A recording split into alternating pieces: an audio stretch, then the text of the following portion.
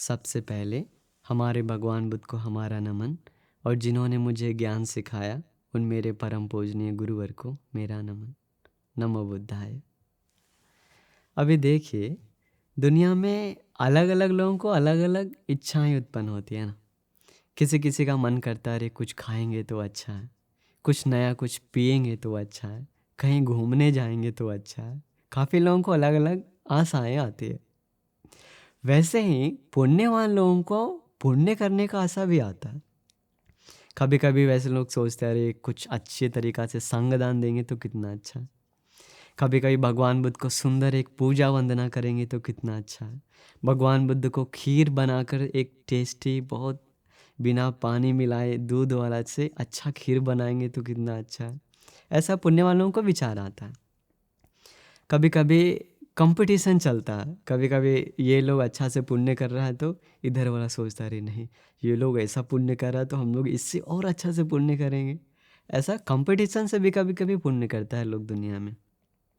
लेकिन पुण्य कैसे भी करे उससे पुण्य ही मिलता है, उससे पुण्य ही मिलता है। वैसा ही घटना हुआ भगवान बुद्ध के समय। अभी आप लोग सुने होंगे भगवान बुद्ध के समय कौशल का राजा जो था प्रसेनजित राजा, वैसा प्रसेनजित राजा में और उसका जनता के बीच टक्कर हो गया, दान देने का टक्कर। एक तरफ राजा हो गया और एक तरफ पूरा जनता हो गया। अभी दोनों में दान देने का टक्कर शुरू हो गया। अभी टक्कर तो शुरू हो गया लेकिन ये पुण्य का ही एक टक्कर एक तरह से कह सकते हैं इसको। ये घटना कैसे हुआ? आप लोग सुने होंगे हमारे भगवान बुद्ध जी चारिका पे समय समय पे निकलते हैं। चारिका मतलब 500 भिक्षुओं के साथ गांव गांव में नगर नगर में जाते हैं, लोगों को धर्म बताते हैं, उपदेश देते हैं। अभी फ़िलहाल में आप लोग सुने होंगे कुछ थाईलैंड का बनते लोग भी वो चारिका पे निकले थे, इधर उधर श्रीलंका में भी आए, अमेरिका में भी गए, इंडिया में भी गए। वैसा चारिका पे निकल कर के भगवान बुद्ध जी हर एक लोगों से मिलते हैं, उन लोगों को धर्म बताते हैं गांव में जा कर के।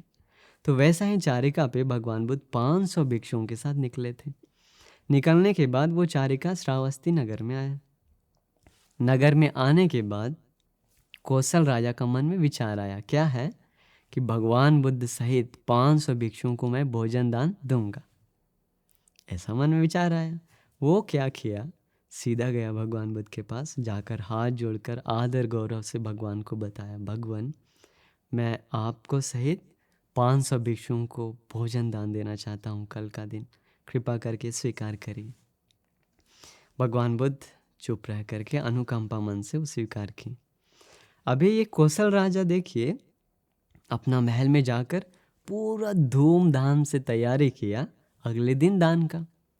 पूरा जनता को भी बता दिया हम ऐसा कल दान देने जा रहे हैं, तुम लोग भी आओ मेरा दान को देखने के लिए। पूरा भीड़ अगला दिन भगवान बुद्ध आए, भिक्षु संघ आए और उसी दान को देखने के लिए पूरा जनता भी भीड़ लगा दिया। पूरा सुंदर से सब कुछ तैयार करके भगवान बुद्ध सहित भिक्षुओं को दान दिए, संगदान भोजन दान। ये देखकर जनता का मन में थोड़ा भड़क गया थोड़ा सा। उन लोग सोचने लगा अरे ये राजा तो इतना सुंदर से दान दे रहा है, हम लोग भी दान देंगे, हम लोग कोशिश करेंगे राजा से भी ज़्यादा अच्छा दान देने के लिए।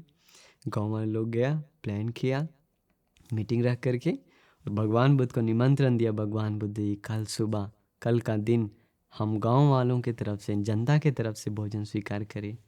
भगवान बुद्ध स्वीकार की। अगला दिन हुआ, भगवान बुद्ध आए दान के लिए। अभी पूरा जनता लोग मिल करके पूरा धूमधाम से राजा जिस तरीके से तैयार किया उससे भी कई गुना अच्छा ये जनता लोग पूरा सब कुछ तैयार करके सजा करके कुर्सी, आसन और भगवान बुद्ध को आने के लिए फूल का रास्ता सबको सुंदर से सजाकर दान दिया। और इसके बाद जनता लोग राजा को भी बता दिया था पहले, महाराज आप भी कल हमारा दान देखने आइए। राजा भी आया हुआ था। राजा पूरा देख रहा है, रे ये तो हम लोग से भी ज़्यादा अच्छा दान दे रहा है जनता लोग, ऐसे कैसे होगा, हम इससे ज़्यादा अच्छा दान देंगे। अगला दिन फिर वो भगवान बुद्ध के पास गया, जाकर निमंत्रण किया, भगवान बुद्ध जी कल हमारा महल में आइए भोजन के लिए। ऐसा करते करते अभी एक दिन राजा देता है, एक दिन जनता देता है, एक दिन राजा देता है, एक दिन जनता देता है, लेकिन फिर भी जनता ही सबसे अच्छा से दान देना शुरू किया। राजा का मन रूठ गया। राजा सोचने लगा, अरे मैं राजा होते भर में भी मैं अच्छा से दान दे नहीं पा रहा, मैं जनता से हार गया क्या? ऐसा दुखी मन से अपना पलंग पे जाके गिर गया। दुख था बेचारा। उसकी पत्नी आई मल्लिका, पूछी, महाराज आपको क्या हुआ, आप दुखी सा लग रहे हैं? मल्लिका, तुमको पता नहीं, ये जनता लोग से मैं हार गया, ये देखो उन लोग कितना अच्छा अच्छा से दान देता, मेरे पास मौका ही नहीं। मल्लिका कहती है, महाराज आप ये क्या बात करते हैं? कभी भी राजा प्रजा से हारता है क्या? कभी सुना या देखा है आपने? महाराज आप तो महाराज हैं, आपके जैसा इतना अच्छा से दान कौन दे सकता है? मैं बताती हूँ आपको एक तरीका, दान तैयार करने का तरीका कैसा है। उसी दिन पूरा मल्लिका बैठ करके सुंदर से दान का एक प्लान बनाई। प्लान बना करके कौशल राजा को बताई। सबसे पहले जो साल का लकड़ी होता है, उसी लकड़ी को लेकर 500 मंडप बनाइए, 500 मंडप। और उसी 500 मंडप में आसन लगाइए, भंती लोगों को बैठने का आसन, भगवान बुद्ध का आसन। और वो आसन जो होना चाहिए मंडप से थोड़ा सा आगे होना चाहिए। और पूरा मंडप को सजा के रखना चाहिए, फूल माला सब कुछ से। और लेकिन महाराज उसी मंडप के ऊपर जो भंते बैठेंगे नीचे आसन के ऊपर, तो भंते लोगों के ऊपर सफ़ेद रंग का छत्र लगाना चाहिए। लेकिन महाराज वो सफ़ेद रंग का छत्र कोई आदमी नहीं बल्कि हाथी पकड़ना चाहिए। हाथी का सूंड से वो छत्र पकड़वाना चाहिए और भंती लोग का आसन नीचे होना चाहिए। फिर बताया, मल्लिका कहती है, महाराज इसके बाद हर एक भंते के पास एक एक कुमारी लोग होना चाहिए। वो भंती लोगों को पंखा झालने के लिए भोजन करते समय। इसके बाद और कुछ लड़की लोग, राजकन्या लोग होना चाहिए। भंती लोगों का बगल में बैठकर वो लोग चंदन घिसना चाहिए, पीसना चाहिए। इसके बाद घिस करके पीस करके वो वहाँ पे तैयार रखना चाहिए। और बताती है कि उसे जो परिसर है, दान का परिसर, वहाँ पे लगभग 8-10 नाव लाना है। वो नाव में पूरा भर देना, सोना चांदी हीरा मोती भर देना, और उसके अंदर पूरा सुगंधित पानी डालना। और कुछ राजकुमारी लोग क्या करेगी, जो चंदन पीसा जा रहा, घिसा जा रहा, उसको ले करके वो लोग उसी नाव में जो पानी है, सुगंध पानी, उसमें मिलाएगी अच्छा से। और कुछ राजकन्या लोग क्या करेगी, उसी पानी को अच्छा से मिलाकर घड़े में, कलश में डालकर नीला कमल का फूल से पूरा हर तरफ इधर उधर सुगंध फैलाएगी, छिटेगी वो पानी, वो पूरा वातावरण के लिए, सुगंध फैलाने के लिए। फिर इसके बाद महाराज, अगर आप ऐसा दान तैयार किए तो ऐसा दान थोड़ी ना जनता कर सकता है। जनता के पास कहाँ से सफ़ेद छत्र आएगा, कहाँ से उसके पास इतना 500 हाथी आएगा, कहाँ से राजकन्याएं आएंगे, आएगा क्या जनता पास? तब राजा सोचा, अरे वाह, ये तो बहुत अच्छा प्लान है।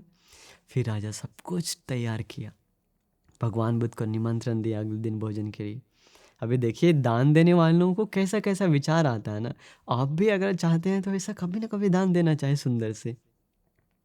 राजा का मन में नहीं आइडिया है, लेकिन वो मल्लिका का मन में था। मल्लिका पुण्यवान है। इसके बाद कभी भी आप भी अगर अपना घर पे संगदान वगैरह देते हैं तो भिक्षुओं को बुलाकर सुंदर से आसन सजा कर देना चाहिए। हम लोग को याद है, हमारे भंती लोग, हमारे गुरु भंती लोग हम लोग को बचपन से सिखाएं, सुंदर से एक एक चम्मच लगाकर, एक एक कटोरी पूरा लाइन से रख कर के, टेबल को फूलों से सजा कर, कुर्सी पे सफ़ेद वस्त्र बिछा कर, और भंती लोग आने वाले हैं तो वो एक कपड़ा बिछा कर, फूल बिछा कर, सुंदर से सुपटिपन्नु गुण बोल कर संघ को निमंत्रण करते हैं। कभी कभी हो सके तो सुगंधित जो अगरबत्तियाँ हैं वो आसपास लगा कर पूरा सुगंध फैला देते हैं। तो ऐसा दान हम लोग देना चाहिए कभी कभी, तो मन में खुशी आता है, अरे आज इतना मेहनत से हम दान दिए। तो राजा ऐसे ही सब कुछ तैयारी करके जनता को भी बता दिया, तुम लोग भी आओ हमारा ये दान देखने के लिए। अब भी सब लोग पूरा भीड़। अगला दिन जैसा जो तैयारी था, पूरा मंडप बनाकर फूलों से सजाकर, और जो छत्र था वो छत्र में भी हीरा मणि सब लगाया हुआ, पूरा मेहनत का काम। भगवान बुद्ध जिस आसन पे बैठने वाले हैं, उनका भगवान बुद्ध का आसन बहुत महंगा। भगवान बुद्ध के सामने जो टेबल रखा गया वो टेबल भी बहुत महंगा, और भगवान बुद्ध का पाँव के नीचे एक उस समय एक वो लकड़ी यूज़ करते थे वो पैर पाँव रखने के लिए, वो भी बहुत महंगा। तो इस तरीके से सबसे ज़्यादा कीमती भगवान बुद्ध का आसन था। उसके अलावा बाकी 500 भिक्षुओं का भी था। तो ऐसे होते होते सुंदर से सब कुछ तैयार करके अभी बंटी लोग पधार रहे हैं। पधारते समय बंटी लोग बैठ गए। अभी हाथी लोग पूरा तैयार है। हाथी जो बंटी लोगों के ऊपर वो छत्र पकड़ा हुआ, सफ़ेद छत्र। ऐसा करते करते गया, अभी 499 हाथी लोग आ गया, बंटी लोग भी आ गए। लेकिन राजा को थोड़ा सा मन नाराज हो गया। क्यों? क्योंकि आखिरी हाथी जो था दुष्ट है। वो दुष्ट हाथी को अगर छाता पकड़ने के लिए दे दिया तो शांत नहीं था। वो बंटी लोग को मार भी सकता है, पीट भी सकता है, कुचल भी सकता है, कुछ भी कर सकता है। वो मल्लिका को बताया। मल्लिका कहती है ऐसा है तो महाराज आप वो हाथी को लाई, डरी मत। वो हाथी का एक स्पेशल जगह है उसको रखने का। महाराज पूछते हैं कहाँ है उसका वो स्पेशल जगह? महाराज हम लोग उस जो चंड हाथी है उसको किसके पास रखेंगे? हमारे आर्य अंगुलीमाल बंते जी के पास उसको रखेंगे हम लोग। तो इसलिए वो चंड हाथी को क्या किया, मल्लिका देवी अरहंत अंगुलीमाल बंते के पास वो हाथी को छाता पकड़ने के लिए खड़ा कर दिया। धर्म में आता है वो हाथी जैसे ही देखा अंगुलीमाल बंते जी को, उसी समय से वो आँख पूरा झुका लिया। कान जो फड़फड़ा रहा था पूरा शांत कर लिया, अपना पूंछ अंदर छुपा लिया और पूरा झुक करके शांत होकर के, लगता कुछ जानता ही नहीं जैसा, वो अंगुलीमाल बंटी के ऊपर छत्र पकड़ के खड़ा हो गया वहाँ पर सूर से। कैसा अंगुलीमाल बंटी का बल! तो इस तरीके से होने के बाद भी राजा भी खुश हो गया। हाँ, सब कुछ तैयार है, बंटी लोग आए हुए हैं, बैठे हुए हैं, बहुत श्रद्धा से सब कुछ तैयार करके अंत में महाराज कहता है भगवान बुद्ध जी ये दान के लिए मैंने जो कुछ भी तैयार किया है सब कुछ मैं भगवान बुद्ध सहित भिक्षु संघ को दान करता हूँ, कृपया ये मेरा दान स्वीकार करें। ऐसा बोला। इसके बाद भगवान बुद्ध को संघ दान दिया, भोजन दान दिया, सब कुछ हो गया।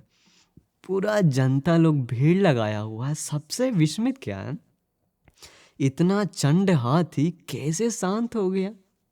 लोग वही देख रहा और जनता लोगों का और आँख फटा का फटा रह गया। सोचा अरे बाप रे, ऐसा दान तो हम लोग कभी जीवन में दे नहीं पाएंगे।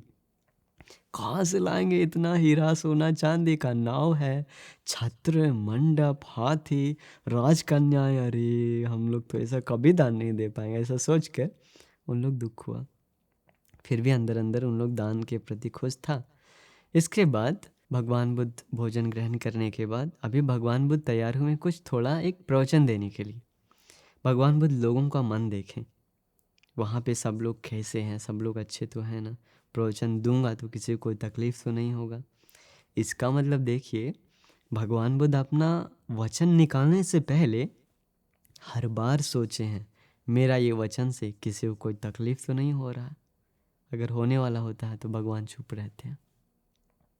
उस दिन देखें उसी परिवार में उसी समय जो दान में लोग आया हुआ था, 2 व्यक्ति है उसमें, राजा का 2 मंत्री। एक का नाम था काल। ये काल जो मंत्री है ये दान को देखकर अंदर से पूरा जल रहा था, पूरा बोल रहा था अरे ये क्या किया महाराज, इतना खर्च करके पूरा पैसा बर्बाद कर दिया है। ये भिक्षु लोग को इतना अच्छा अच्छा खाना देने का क्या मतलब? ये लोग तो खाता है सोता है। और उसी दान में टोटल 14 करोड़ का खर्च हुआ था।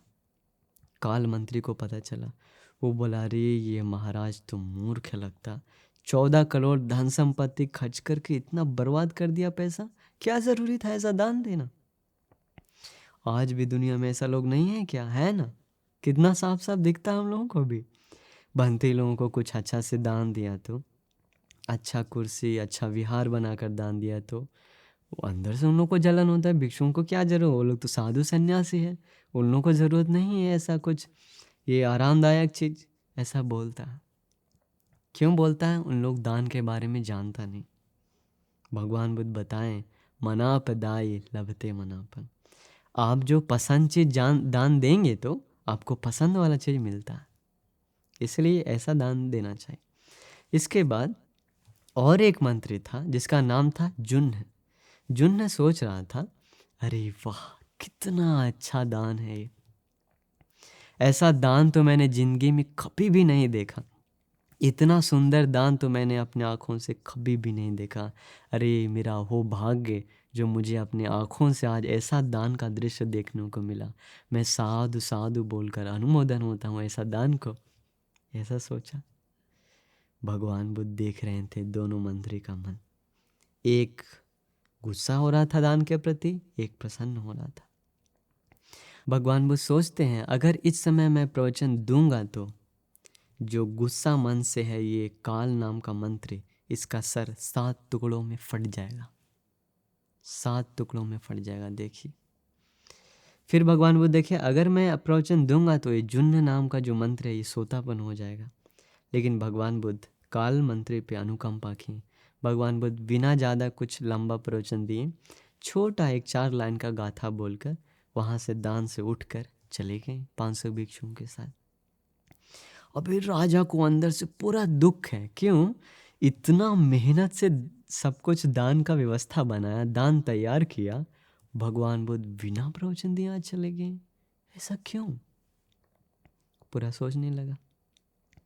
महल में गया, पलंग पे गिर गया, पूरा चिंतन करा, रही आज हमसे कुछ दान में गलती हो गया क्या, हम कुछ उल्टा सीधा तैयारी कर दिए क्या, क्या वो लड़कियों को पंखा झालने के लिए बोल दिए, चंदन रगड़ने के लिए बोल दिए, वो अच्छा नहीं था क्या, भगवान बुद्ध नाराज हो गए हैं क्या, सब पूरा सवाल आने लगा। इस प्रकार राजा अपना महल में जाकर पूरा शोक था, दुख था। उसी समय शाम के समय जो जेतवन विहार है उसमें बहुत सारे भंती लोग जो दान में गए थे, वो लोग सारा भंती लोग गए अंगुलीमाल भंते के पास, जाकर पूछ रहे थे अंगुलीमाल भंते जी से, अंगुलीमाल भंते जी क्या आपको डर नहीं लग रहा था उस समय, आपके पास वो जो चंड चंडाल हाथी आके छत्र पकड़ा हुआ था, आपको डर नहीं लग रहा था क्या? तो अंगुलीमाल भंते कहते हैं, डर, कौन सा डर, मुझे कोई डर नहीं लग रहा था। तो ऐसा बोलने के साथ भिक्षुओं को लगा ये अंगुलीमाल भंते जी अपना अरहत्व का प्रकाश कर रहे हैं, मतलब दिखावा कर रहे हैं कि हम अरहंत हो चुके हैं, बता रहे हैं सबको। क्यों ऐसा? क्योंकि भगवान बुद्ध का विनय है, ऐसा एक सील है, कभी भी कोई भिक्षु कोई भी मार्गफल पाया तो वो दूसरों को बताना मना किए भगवान बुद्ध। तो भिक्षुओं को लगा ये अंगुलीमाल भंती बोल रहा है, डर कैसा, मुझे कभी डर नहीं लगता, ऐसा मतलब थोड़ा सा एक इशारा भी दिया तो वो सील को हानि हो सकता। तो इसलिए भिक्षुओं को लगा अंगुलीमाल भंते जी ऐसा बोल रहे हैं लगता है, तो इसलिए वो लोग जाकर भगवान बुद्ध को बताया, भगवान बुद्ध अंगुलीमाल भंते तो अपना अरहत्व को प्रदर्शन कर रहे हैं, दिखा रहे हैं। भगवान बुद्ध कहते हैं ऐसा नहीं है भिक्षुओं, सचमुच में ये अंगुलीमाल के अंदर थोड़ा भी डर नहीं है, ये निडर है, ये क्षीणाश्रव है, अरहंत है, ऐसा बोले भगवान बुद्ध। ये मेरा पुत्र है, ऐसा करके अरहंत अंगुलीमाल भंते का गुण प्रशंसा करते। तो उसी समय शाम के समय कौशल राजा भगवान बुद्ध के पास आया, आकर पूछता है, भगवान बुद्ध जी हम बहुत दुख में हैं, आप क्यों इतना अच्छा दान तैयार करने के बावजूद भी आप क्यों अंत में बिना प्रवचन देकर चले गए भगवान? भगवान बुद्ध कहते हैं, महाराज आप ये क्या बोल रहे हैं, आपका दान बहुत अच्छा था लेकिन प्रवचन नहीं देने का एक कारण था। भगवान बुद्ध कहते हैं, महाराज इतना अच्छा दान था आपके द्वारा तैयार किया गया कि भगवान बुद्ध जी, जो भी आज तक भगवान बुद्ध दुनिया में आते हैं वैसे भगवान बुद्धों को जीवन में केवल एक बार ही ऐसा दान दे सकता है कोई। उस दान को बोलते हैं असदृश्य दान, मतलब अद्वितीय दान, ऐसा कोई दूसरा दान नहीं होता। राजा खुश हो गया, अरे जीवन में पहली बार ऐसा भगवान बुद्ध को जो एक दान दिया था वो मैं दिया, खुश हो गया। फिर पूछता है, भगवान बुद्ध आप ऐसा है तो आप प्रवचन क्यों नहीं दी? भगवान बुद्ध कहते हैं उसका कारण था महाराज, क्या था, आपका 2 मंत्री, एक काल एक जुन्न। काल के मन में ये दान को देखकर बहुत बुरा विचार आ रहा था, वो नाराज हो रहा था, गुस्सा हो रहा था, लेकिन जुन्न दान का अनुमोदन हो रहा था, खुश हो रहा था। अगर मैं उस समय प्रवचन देता तो काल का सर 7 टुकड़ों में फट जाता, इसलिए मैं प्रवचन बिना दिए आ गया। राजा को पूरा गुस्सा आया, तुरंत मंत्री को बुलाकर बताया, जाओ दोनों को बुला कर लाओ। दोनों आया। मंत्री पूछा, ऐसा सोचा क्या? जी महाराज मैं सोचा। काल से पूछा। काल पूरा डर रहा था, कांप रहा था।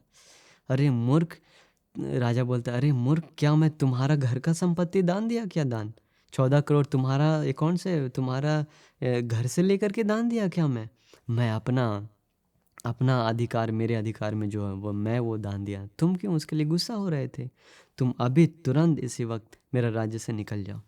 निकाल देता है। जुन्न से पूछता है, तुम क्या सोच रहे थे?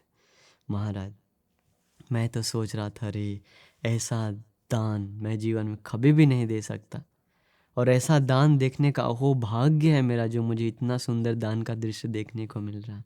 राजा उसको और धन संपत्ति देकर कहता है, तुम और इसी तरीक़ा से 7 दिन तक दान दो। फिर दोनों को चला देता है।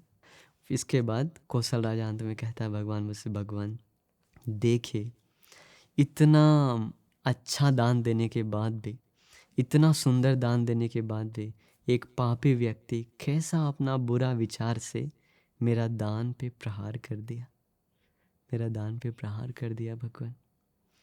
भगवान बुद्ध कहते हैं, महाराज असत पुरुष लोग वैसा ही होता है। आजकल नहीं है क्या ऐसा?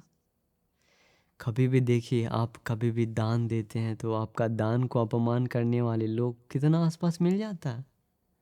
कुछ अच्छा एक प्रोग्राम, कुछ प्रवचन का प्रोग्राम तैयार किया तो, या तो फिर और भी कुछ पुण्यदायी प्रोग्राम तैयार किया तो, अच्छा से होने के बाद थोड़ा एक दो कुछ गलती हो गया तो उसी गलती को पकड़ पकड़ के लोग अंदर ही अंदर चुगली करने वाले लोग नहीं है क्या? है ना?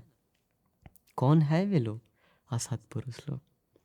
उन लोग को पुण्य नहीं चाहिए, उन लोग को बस दिखावा चाहिए, क्रोध चाहिए, गुस्सा चाहिए, इसलिए वो लोग खुश नहीं होता। लेकिन भगवान बुद्ध बताएं, सत्पुरुष लोग ऐसा नहीं। सत्पुरुषों को दान देखने के साथ उसको उसी दान में जुड़ने का मन करता है, दान देने का मन करता है, साथ में जाकर मदद करने का मन करता है। अगर अंत में भी आया तो कम से कम हाथ जोड़कर साधु साधु बोलकर अनुमोदन होता है वो सत्पुरुष लोग। भगवान बुद्ध बताए। ऐसा वचन बोलकर भगवान बुद्ध बहुत सुंदर एक गाथा कहते हैं।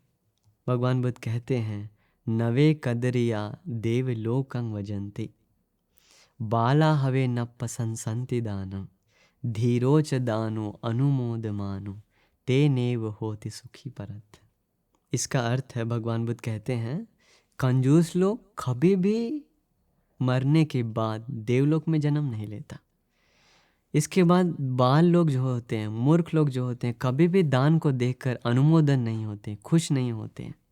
लेकिन भगवान बुद्ध कहते हैं, जो बुद्धिमान है, जो सत्पुरुष लोग हैं, वो लोग बहुत प्रशंसा होता है। धीरोच दानो अनुमोदमानो, जो धीर लोग हैं, जो बुद्धिमान लोग हैं, वो लोग दान को देखकर साधु साधु बोलकर अनुमोदन होता है। ते नेव होति सुखी परथ, उसी अनुमोदन के कारण वो लोग मरने के बाद देवलोक में जाकर सुखी से वास करता। ऐसा भगवान बुद्ध बताएं।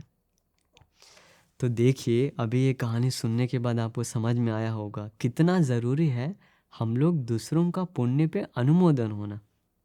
और याद रखिए, ये अनुमोदन होना आसान चीज़ नहीं है, बहुत मुश्किल चीज़ है। इसके लिए अंदर से चाहिए सत्पुरुष का गुण। सत्पुरुष का गुण है तो आप अंदर से खुशी हो सकते हैं। कोई संग दान दे रहा है तो साधु साधु कितना अच्छा है। कोई साधना कर रहा है तो साधु साधु कितना अच्छा है। कोई दूसरों को मदद कर रहा है तो साधु साधु कितना अच्छा है। ऐसा अंदर से एक चाहिए दया, प्रेम, करुणा, तब वो अनुमोदन होता। नहीं तो असत पुरुष जैसा रह गया तो, मूर्ख लोग जैसा कंजूस बन करके रह गया तो मरने के बाद दुर्गति में ही जन्म मिलता। तो इसलिए आज से आप ये बात याद रखिए, कभी भी कोई पुण्य कर रहा है तो उसको उल्टा सीधा बोलने मत जाइए, उसको प्रशंसा करिए। अरे तुम कितना अच्छा दान दे रहा है, कितना अच्छा पुण्य कर रहा है, काश मुझे भी ऐसा मौका मिले, मैं भी अनुमोदन होता हूँ। साधु साधु बोलकर आप भी अनुमोदन होइए, तो आपका पुण्य डबल ट्रिपल बढ़ जाता है। तो इसलिए आप ये सुंदर प्रवचन सुनकर अभी सीख गए होंगे कि दूसरों का दान पे कैसे अनुमोदन हुआ जाता है, खुश हुआ जाता है। और ये एक बात याद रखिए, दान देते समय कभी भी लोभ मन से मत दीजिए। दान देना है तो हमेशा त्याग मन से ही दीजिए। श्रावक संघ का हमेशा गुण को याद करके ही दान दीजिए, क्योंकि दिया हुआ ये दान ही आपको परलोक में सुख देता है। तो इसलिए मैं भी आपको आशीर्वाद करता हूँ भगवान बुद्ध के आशीर्वाद से और ये सुंदर धर्म प्रवचन का अनुभव बल से आपको भी अपना जीवन में हमेशा निरंतर दान देकर, हमेशा दूसरों का पुण्य पे अनुमोदन हो करके आपको भी मरने के बाद एक सुगति जन्म पाकर सुखी से रहने का और खुशी से रहने का आप सभी लोगों को भी दुर्लभ भाग्य मिल जाए। नमो बुद्धाय।